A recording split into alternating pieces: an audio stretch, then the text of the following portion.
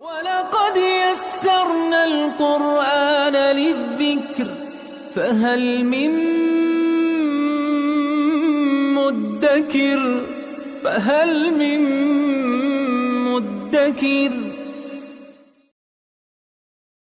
اعوذ باللہ من الشیطان الرجیم بسم اللہ الرحمن الرحیم الحمد للہ رب العالمین وصلی اللہ علی سیدنا و نبینا ابی القاسم المصطفى محمد وعلى آلہ الطیبین الطاہرین المعصومین اما بعد اعوذ باللہ من الشیطان الرجیم بسم اللہ الرحمن الرحیم وَقُلْنَا يَا آدَمُ اسْكُنْ أَنْتَ وَزَوْجُكَ الْجَنَّةَ وَكُلَا مِنْهَا رَغَدًا حَيْثُ شِئْتُمَا وَلَا تَقْرَبَا هَذِهِ الشَّجَرَةَ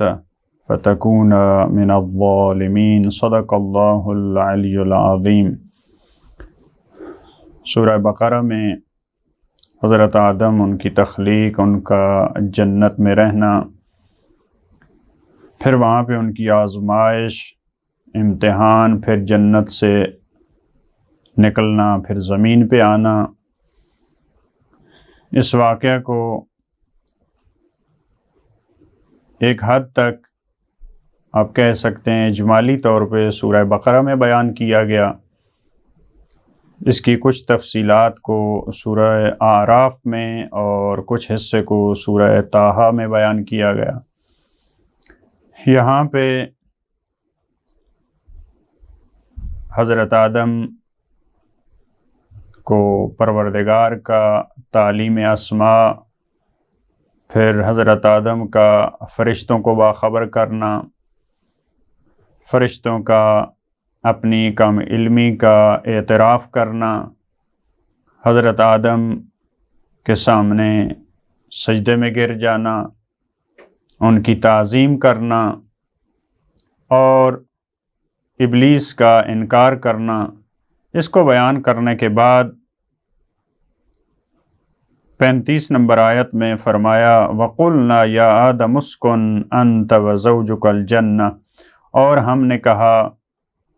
اب اس امتحان سے نکلنے کے بعد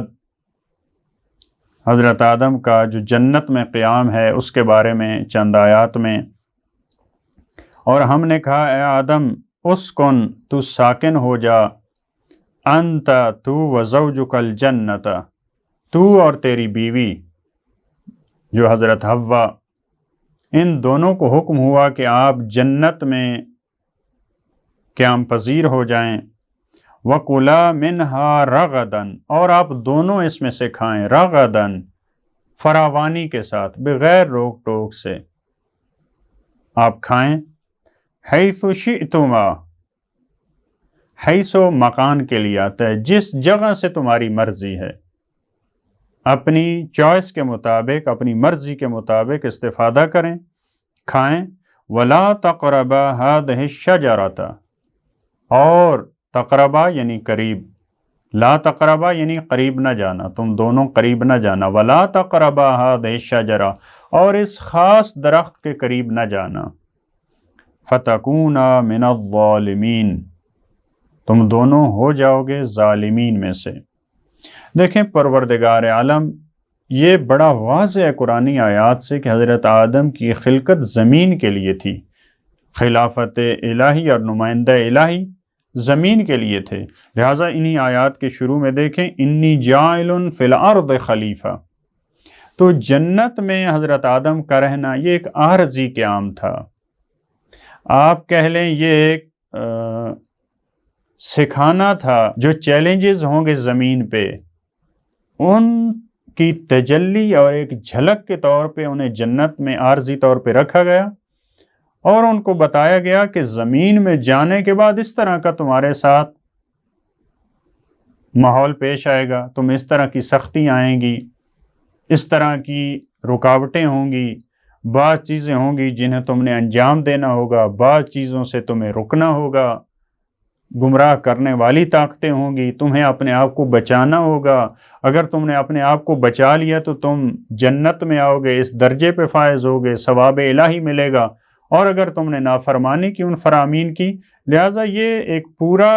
منصوبہ اور پورا جو پروردگار کا نظام تھا یہ حضرت آدم کو یہ سمجھانے کے لیے اور ان کی اولاد کو. لہٰذا فرمایا کہ یہاں پہ سکونت اختیار کرو، ایک امر دیا جو مرضی ہے کھاؤ، ایک نہیں کی اس درخت کے قریب نہ جاؤ، اور بتا دیا اگر قریب جاؤ گے تو تمہارے ساتھ کیا ہوگا. یہ یہاں پہ دیکھیں امر و نہی اور یہ سارا نظام یہاں پہ بنا دیا. اس کے بعد کیا ہوا؟ فَأَزَلَّهُمَ الشَّيْطَانُ عَنْهَا. ازلہ کہتے ہیں کسی کو پھسلانا، کسی کو لغزش میں ڈال دینا. فَأَزَلَّهُمَ الشَّيْطَانُ عَنْهَا، تو اس شجرہ کے بارے میں جس سے پروردگار نے منع کیا تھا، شیطان نے کیا کیا؟ ان کو لغزش میں ڈال دیا. یہاں وہی ابلیس، اس کو شیطان کا نام دیا کیونکہ پہلے بیان ہوا شیطان سرکش اور طغیان گر جو موجود ہوتا ہے اس کو، تو کیونکہ ان کو گمراہ کرنے والا ہے، پروردگار کی نافرمانی کر چکا ہے، تو اب اس کو دیکھیں اوپر والی آیت میں تھا فَسَجَدُوا إِلَّا إِبْلِيسَ، وہاں ابلیس کا لفظ استعمال کیا، لیکن جب پروردگار کی نافرمانی کر چکا اب کیا یہاں پہ فَأَزَلَّهُمَ الشَّيْطَانُ،